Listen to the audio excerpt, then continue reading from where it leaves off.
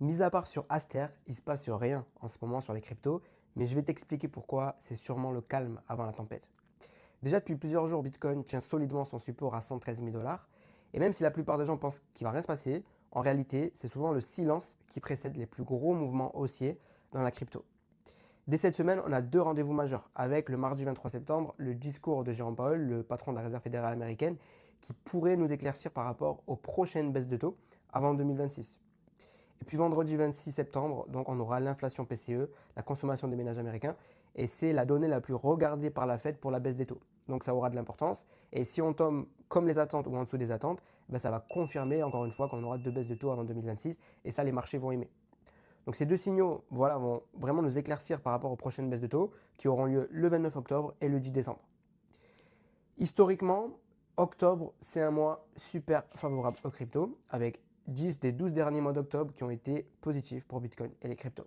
Et si l'histoire se répète, il resterait entre 6 et 8 semaines à Bitcoin pour qu'il marque un sommet sur ce cycle avant le bear market.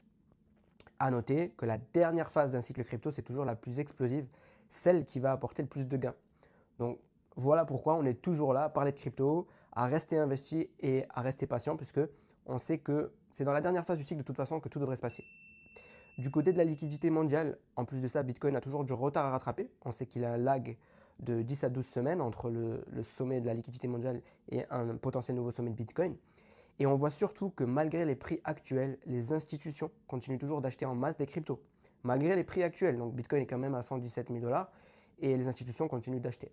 Donc notamment aujourd'hui Michael Saylor qui a annoncé qu'il allait racheter plus de Bitcoin cette semaine. Donc oui, même si cette fin de mois de septembre est longue et ennuyeuse, il reste encore un gros potentiel de hausse sur cette fin d'année.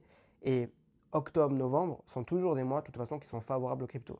La question c'est, est-ce que tu seras positionné quand ça va vraiment décoller ou est-ce que tu seras parti et tu auras déjà abandonné? En tout cas, je te recommande fortement de rester informé par rapport à toute l'actualité crypto puisque on est sur une phase critique du cycle. Et la meilleure chose pour que tu puisses le faire, c'est de rejoindre mon groupe Telegram où je te partage toutes les infos crypto chaque jour en temps réel. Et surtout, je te fais des messages vocaux pour te donner mes conseils d'investisseur crypto depuis 2018.